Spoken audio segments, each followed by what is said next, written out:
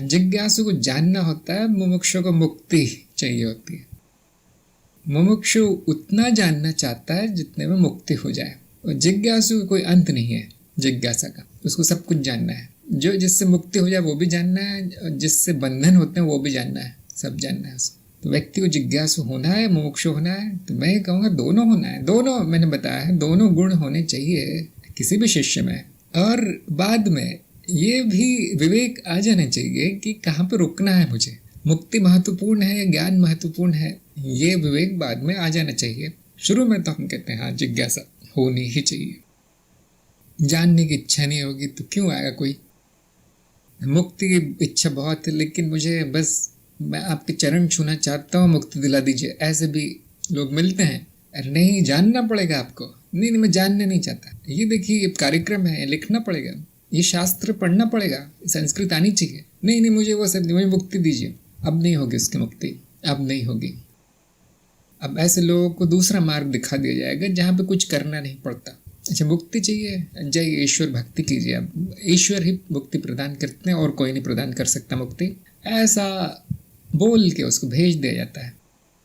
जो ये कहेगा हाँ मुझे मुक्ति चाहिए, अब क्या करना है, हाँ अब आ जाओ ज्ञान मार्ग में, तो जिसकी बहुत अधिक जिज्ञासा है उनके लिए ज्ञान मार्ग सबसे अच्छा है, क्योंकि जिज्ञासा का नाश कर दिया जाता है यहाँ पे। जिनकी थोड़ी बहुत जिज्ञासा है उनको दूसरे मार्गों पे जाना चाहिए। और जो बिल्कुल नहीं जानना चाहते, अरे अब हिंदी लिखना पड़ेगा, अब मुझे जानना ही नहीं है कैसे लिखना है, मैं जो कीबोर्ड, जो अंग्रेजी कीबोर्ड जो दिया गया है उसी में संतुष्ट हूँ, आगे नहीं बढ़ना है। अब बड़ा मुश्किल हो जाएगा आपके लिए, अब बहुत मुश्किल हो जाएगा। जिज्ञासा नहीं है जानने की हिंदी कैसे लिख रहे हैं लोग, ये छोटी सी जिज्ञासा भी नहीं है। ऐसे लोगों के लिए ज्ञान मार्ग एक संघर्ष हो जाता है। हर बार आपको ये जो कहते हैं ना चैलेंज किया जाएगा कि अब और जानना है, ये भी नहीं पता तुमको, हाँ अब ये जानना शुरू करो। इसके लिए ये कला आनी चाहिए, बोलने की कला, लिखने की कला, वो भी नहीं जानना चाहते कैसे करना है, अब वो शुरू करो। इस तरह से संघर्ष जाएगा यदि उसका स्वभाव जिज्ञासु का नहीं है। आपने छोटे बच्चों को देखा होगा, उनको आप एक कागज़ लीजिए, उसको मोड़ मोड़ के उसका कुछ बना दीजिए खिलौना, अब वो ये जानना चाहता है कि कैसे बनाना है। वो तब तक आपको छोड़ेगा नहीं जब तक आप उसको सिखाने दे उसको कैसे बनाना है, और वो बनाएगा। पूरी तरह अर्थहीन है, पूरी तरह केवल मनोरंजन के लिए जानते हुए वो बनाएगा, उसको सीखेगा। इसको कहते हैं जिज्ञासा।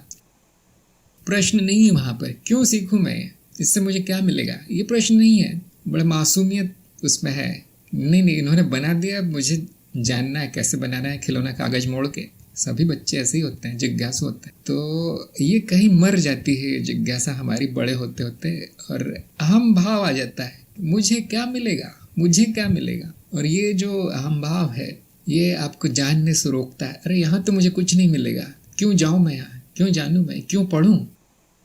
गुरु ने ये कलाएं बताई है आनी चाहिए, ये गुण बताए आने चाहिए, मैं क्यों करूँ, मुझे तो कुछ नहीं मिलेगा। ये जो अहम है आपका नुकसान बहुत करता है, अहम भाव की वजह से बहुत नुकसान होता है। जिनमें अहम भाव कम है, जो समर्पित है मार्ग को, वो बहुत तेज प्रगति करेंगे, उनकी प्रगति बहुत तेज होगी। इसलिए मैंने कहा है कि जिज्ञासा होना आवश्यक है। अब यदि जिज्ञासा का अंत नहीं होता उसके, तो मुक्ति भी असंभव है फिर उसके लिए। तो ज्ञान मार्ग जिज्ञासा से शुरू किया जाता है और फिर उसका अंत कर दिया जाता है। अब मत पूछना, इतना ही है ज्ञान, इतना ही है, दो वाक्य का ज्ञान है, इतना ही है। आलस्य दो प्रकार के होते हैं। एक है कुछ न जानने के लिए जो वृत्ति है कि मुझे तो कुछ नहीं मिलेगा तो मैं क्यों करूँ, ये एक अहम का आलस्य है। और दूसरा आलस्य है कि कुछ नहीं जाना जा सकता, प्रयत्न बेकार है, प्रयत्न से नहीं जाना जा सकता, प्रयत्न से प्रगति नहीं होती। इसको आलस्य नहीं कहेंगे, इसको समर्पण कहेंगे। दोनों में थोड़ा सा ही अंतर है। जो समर्पित है वो भी कुछ नहीं कर रहा है, और जो आलसी वो भी कुछ नहीं कर रहा है। इसलिए बाहर से जो देखता है, जो न ज्ञान मार्ग पर है न किसी और आध्यात्मिक मार्ग पर है, वो तो यही कहेगा अरे तो कुछ करते नहीं है, कुछ शायद मार्ग ही ठीक नहीं है। तो जहाँ पे आवश्यकता है वहाँ पर बुद्धि का प्रयोग करना है, जिज्ञासा का प्रयोग करना है। जब उसकी आवश्यकता न रह जाए तो छोड़ देना है। बुद्धि जीवन में प्रयोग करने के लिए बनाई गई है। जिस दिन आप बुद्धि के ऊपर आ जाएं, अब कोई उपयोग नहीं है उसका। बाहर से देखेंगे तो वो लगेगा कि ये तो अब किसी मार्ग पे नहीं है, अब तो भटक गया है, कुछ कोई साधना करते हुए दिखता नहीं है। तो उसका बड़ा अच्छा उत्तर है कि रोगी को दवा तभी तक दी जाती है जब तक रोग है। रोग ठीक होने के बाद दवा की क्या आवश्यकता है?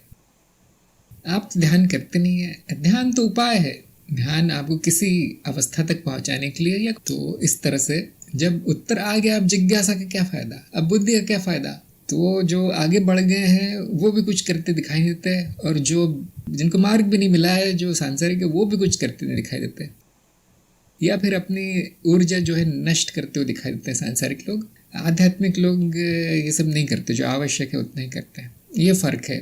आपको यदि आलस्य और आध्यात्मिक आलस्य में फ़र्क जानना है समर्पण में, तो ये फ़र्क है कि आलसी को यदि कुछ उसके काम का दे दिया जाए या मनोरंजक दे दिया जाए तो आलस खत्म हो जाता है उसका। अब उसकी सारी ऊर्जा वो करने में लग जाती है। जो समर्पित है उसका समर्पण आप हटा नहीं सकते।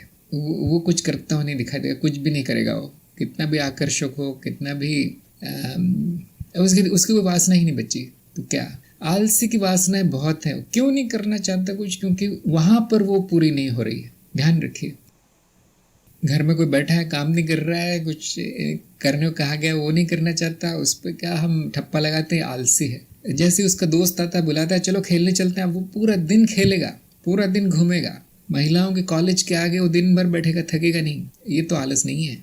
ये तो बहुत बड़ा काम है, ये तो बहुत मेहनत का काम है।